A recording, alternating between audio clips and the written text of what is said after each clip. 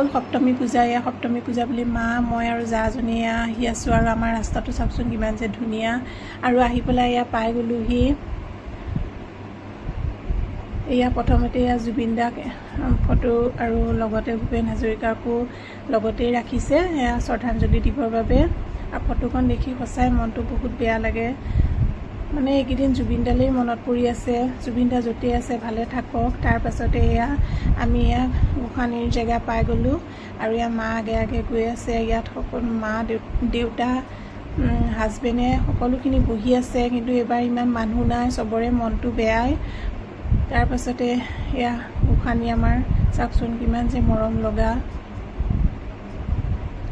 আৰু মোৰ ভিডিঅ'টো ভাল লাগিলে অলপ মৰম দি থৈ যাব। তাৰপাছতে এয়া চাকি জ্বলাবলৈ লৈছোঁ। আৰু চাকি জ্বলোৱা হৈ গৈছে। এয়া জাজনীয়ে জ্বলাই আছে। তাৰপিছতে ময়ো জ্বলালোঁ। আৰু জ্বলাই মেলি হৈ গৈছে। হৈ গৈ পেলাই আমি অলপ আকৌ সেৱাও কৰিলোঁ। সেৱা কৰি পেলাই চাওকচোন পৰিৱেশটো। পূজা এইবাৰ লগা নাই, কিন্তু আহিছোঁ যদিও। আৰু এয়া তাৰ পাছতে আকৌ এয়া জুবিন দাক শ্ৰদ্ধাঞ্জলি দিবৰ বাবে আহিলোঁ। আহি ইয়াতে বহিলোঁ। বহি আটাইকেইজনী এয়া লগৰ সকলোৰ লগত কথা পাতিছোঁ, কিন্তু জুবিন দাৰ বিষয়ে পাতি আছোঁ। তাৰপাছতে আকৌ আমাক প্ৰসাদ দিবৰ হ'ল। প্ৰসাদ খালোঁ।